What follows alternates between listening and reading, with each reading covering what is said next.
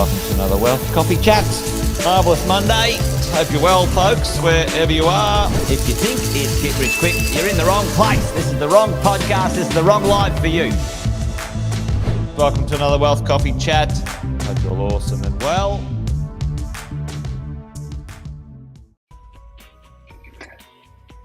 Good morning, folks. How are we? Got the music on the background there. I'll get rid of that. Bit Christmassy. Hey, everyone. Good morning. Welcome along. Good to see a few of you up and at it. Hey, good morning, Justin. How are you, mate? Good to see you there.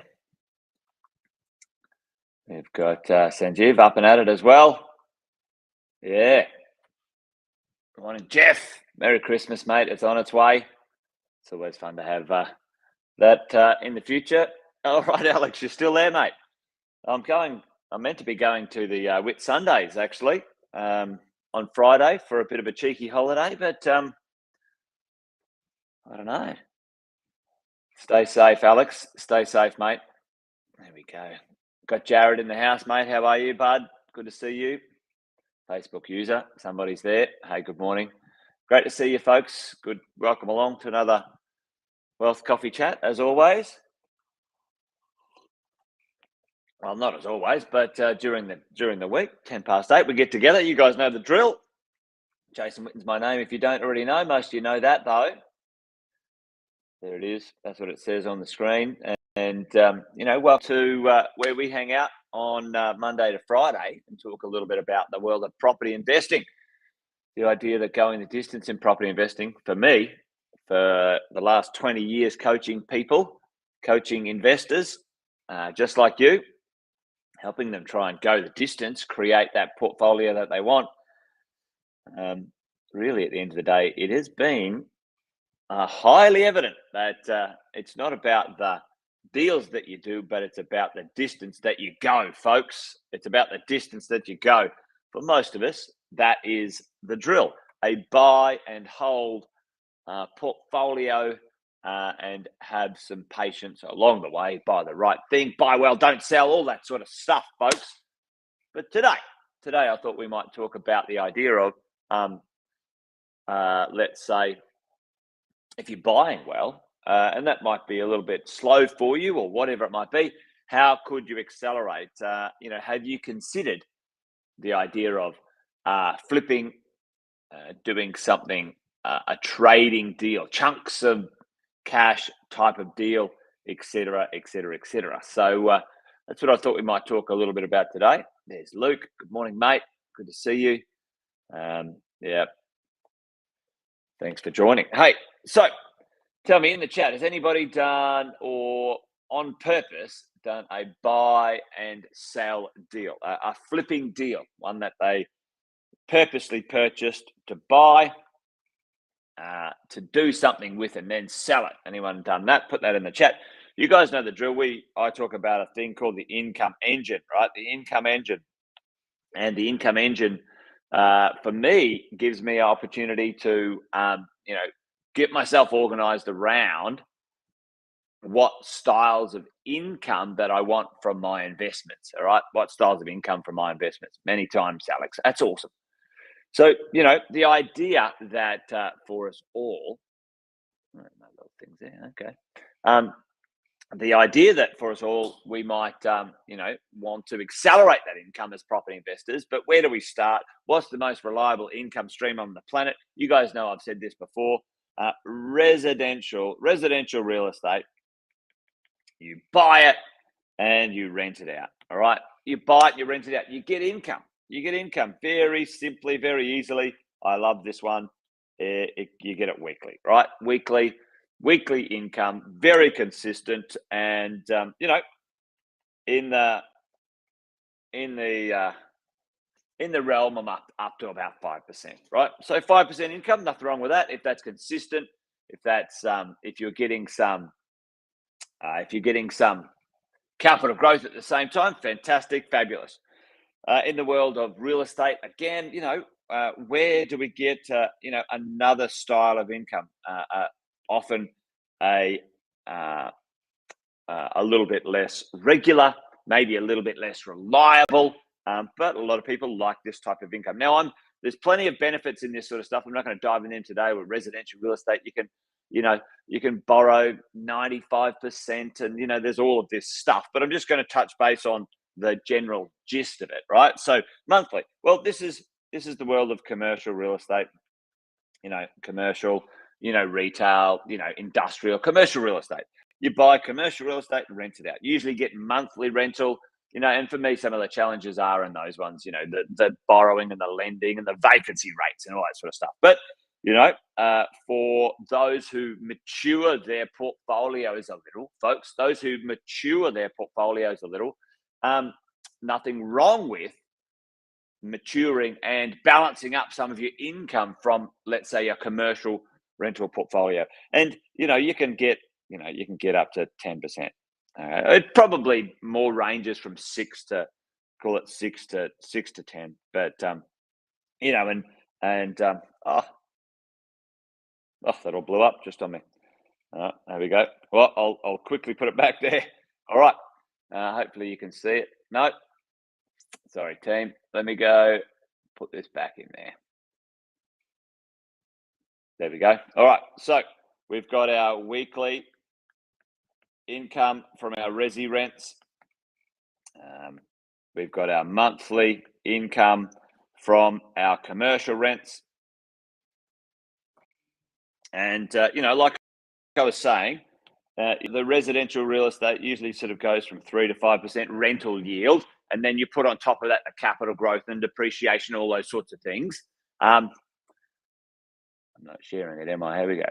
There we go. We're back. All right, there we go.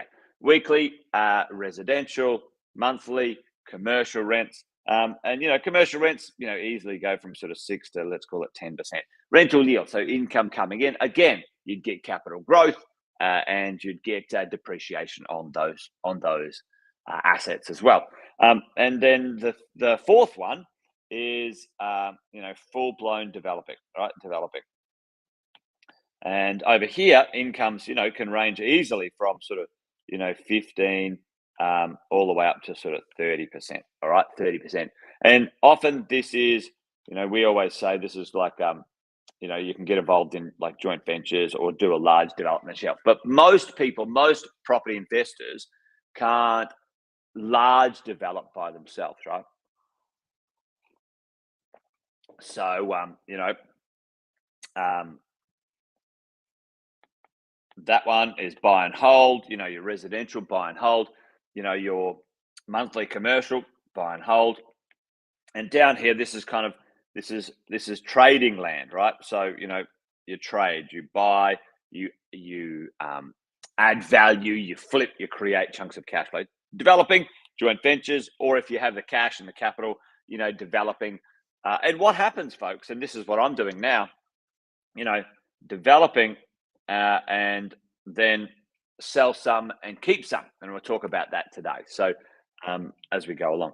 And what's the third part of the quadrant here? 1, 2, 3, 4. And as we go up in this quadrant conversation, weekly residential, very simple, very straightforward, low risk. Monthly commercial, a little bit more to it. You got to understand it a little bit more, but still quite good if you get it right. And the third one for me is where we as property investors could do our own trading deals, our own little trading or chunk deals. All right. People call them chunk. I don't know where that comes from. Flipping, splitters, duplexes. We did a lot of duplexes in back in the day, and these types of deals can yield some pretty good results. Let's be honest. And really at the end of the day, I've seen 10 to 20% work out quite nicely in that sort of section as we go along. So how do we know whether those deals can work? How do we know that they'll make a lot of sense? Well, there's a few things we've got to analyze and consider. And what a lot of people don't know, when those smaller deals, if you're making less, if you've got a deal that you're going to make less than 100K, folks, or the profit would be 100K, or the upside is 100K. You've got to analyze this thing and sort of say, hey, let's have a bit of a look. Perfect, Luke. Look, perfect, Luke. There we go. He doesn't have the cash to do it. That's where a joint venture would work excellently, Luke. Have a chat to your coach about that. We've got all sorts of opportunities that people can do that with. Getting some joint venture paperwork together and finding a money partner and then doing a little deal together. So those ones are great. Yeah, 2 bedrooms into 3 bedrooms, Luke, I think is a good little opportunity to add value for sure. So let's say you've got 100K uplift, but we need to keep an eye on sort of the in and out costs of a deal, right? So quickly in the chat, folks, tell me about the cost of getting into a deal. The things that we kind of like, oh, I'm buying it for, let's say, 700, but there's on cost on that one. All right. Yep. You're on it. Exactly, Sanjeev. All right. So on the way into a deal, the biggest cost for us is stamp duty, right? Stamp duty. And that can be pretty significant, folks, right? So that can be many, many, many thousands of dollars. So stamp duty, legals, lender's mortgage insurance, if you have to pay it, et cetera, et cetera. Probably, the top 3 expenses on the way into a deal. Now, if you were buying $1 million deal and you paid LMI, that the combination of those could be $50,000. 50K on the way in, folks, on the way into the deal. If you're adding any value on the way through, adding any value, you've got to make sure you have an understanding of the cost of those. And along the way, if you're carrying that property before you sell it, you've got to make sure you're able to understand what the interest cost might be, right? And then on the other side, on the way out, if you sell the property and let's say you understand how to minimize capital gains tax and all those sorts of things after 12 months, blah, blah, blah, blah, right? So, CGT is the number one cost on the way through. The tax that you would, again, some legals, you'd probably put the interest rates, interest carrying costs over here. And then what else? You've got agents fees, all right? So again, the combination of those costs could easily be 50K on the way out, okay? So if a $1 million deal, when you think about, oh, I just made $100, you beauty, I made 100 grand.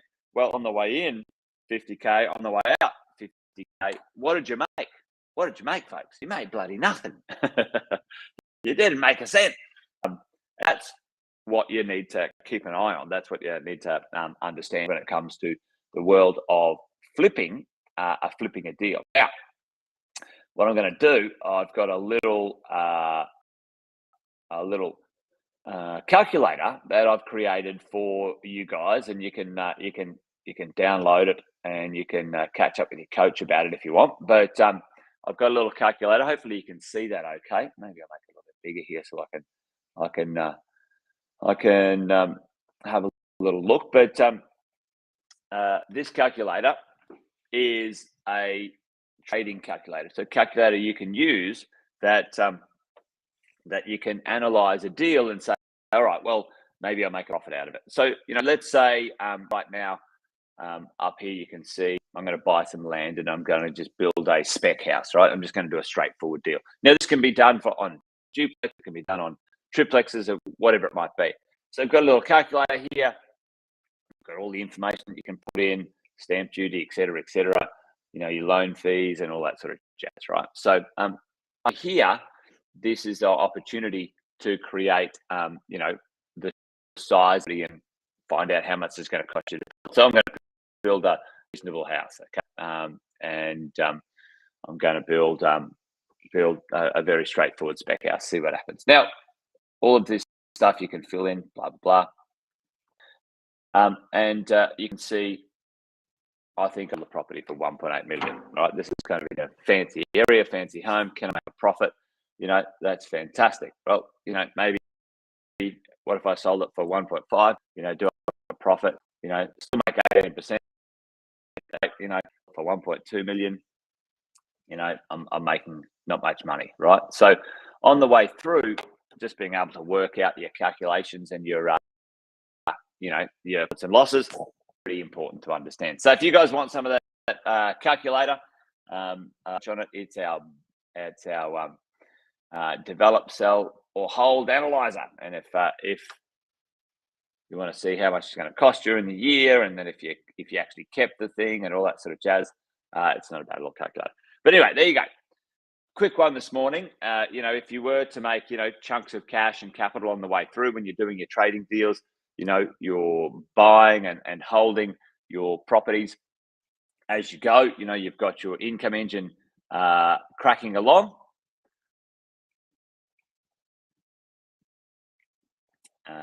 If you've got your income engine cracking along, and you've got your weekly income locked into place. Maybe you're considering some monthly stuff with commercial. I always like the idea of, if over in that world, if commercial doesn't work, maybe the idea of short letting or furnished letting, and then some trading deals. If you're that way inclined, maybe a trading deal or two would be pretty good for you to do as you grow your portfolio. Buying and selling over a sort of it's usually over a 2 to 3 year period to sort of minimize the taxes and maximize the the gains as you do these sorts of things. So anyway, there you go. Wealth Coffee Chat done and dusted today, folks. That's about it from me here.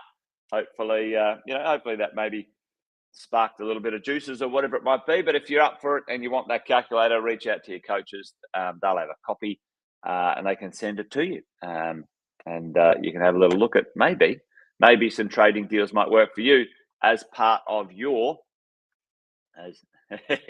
yeah, exactly, Alex. Buy well, don't sell. Maybe a small trading deal might work for you every now and then in your creation of cash flow. There you go. Wealth Coffee Chat done and dusted, folks. Have a good one. Join me tomorrow for another one.